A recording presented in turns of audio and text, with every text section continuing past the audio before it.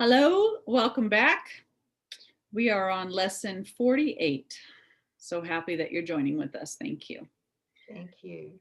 This lesson is entitled, There is Nothing to Fear. We're done, that's it. It's short and sweet. Here we go. The idea for today simply states a fact. It is not a fact to those who believe in illusions, but illusions are not facts. In truth, there is nothing to fear. It is very easy to recognize this, but it is very difficult to recognize it for those who want illusions to be true. Today's practice periods will be very short, very simple, and very frequent.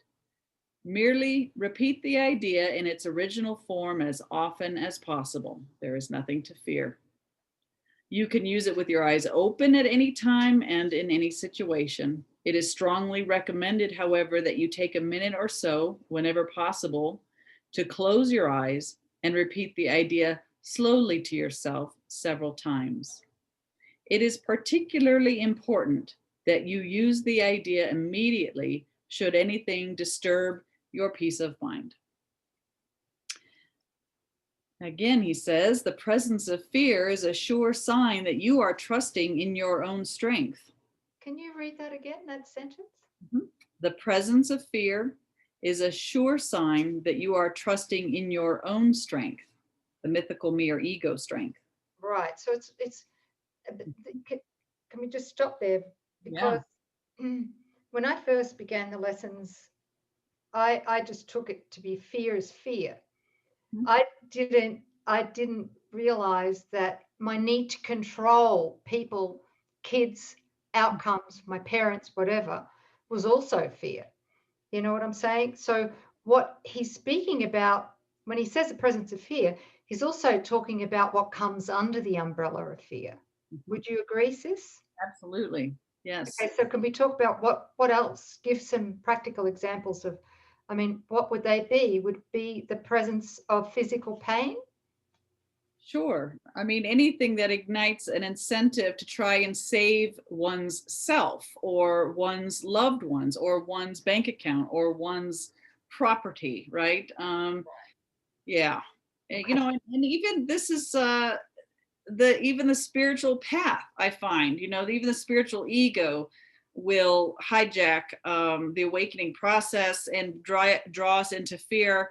Sickness isn't real. I know this is in my mind, and yet how do I get rid of it?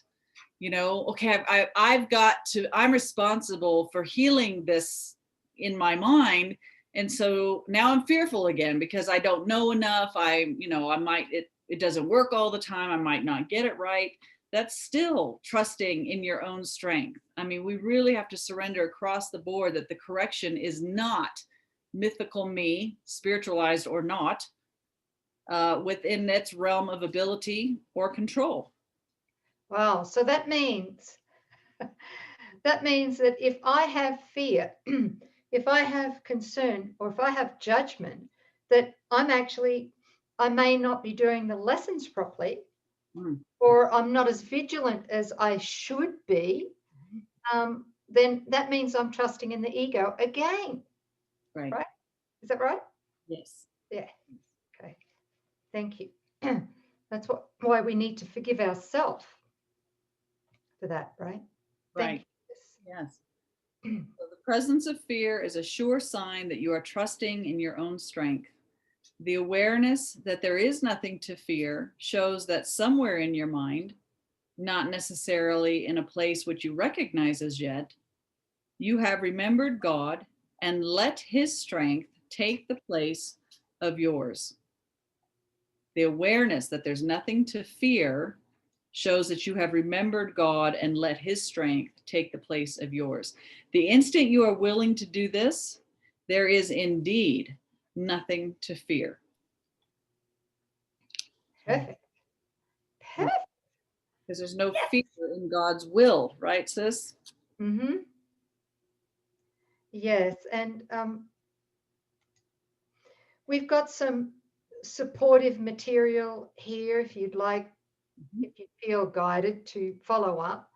There is the End of Fear guided meditation. which I think we've included earlier in the lessons, but still it's something that can be done every day. It's so, so helpful.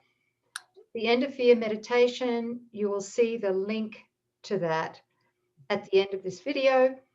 And there's also a blog post. Well, there's quite a few, but one blog post which is probably helpful. It's called Suffering is Not God's Will. And there'll be a link to that at the end of the video too. Because I mean, a lot of what we fear, until we really transfer our trust from the ego's fear to the holy self's love, right, is we fear God's will. That's because through the ego, we still believe that God demands sacrifice of us, that he brings us lessons, tough lessons. And that's so far from the truth. He never brings us harsh, hard lessons. God never brings suffering. Anyway, that blog post speaks to that. So you may be interested to tap into that, right? Yes, and those of us who've worked with the guided meditation, the end of fear meditation, it's beautiful. You just lay back with your headphones or on a walk or when you're confronted with something. It's really good. It just brings everything back into clarity and closes this, takes you from this mythical me and the problem back into a felt state of this. It's so powerful. So I encourage you guys to download that to your computer, download it to your smartphone, and keep it handy. Those who have worked with it consistently are rave reviews. So thank you, sis, for doing that for us. Yeah, thank you. Thank you. So that concludes our lesson, right? Lesson 48. There is nothing to fear. Nothing. Yeah. Thank you. Thank you. We'll see you tomorrow. Yeah. Bye.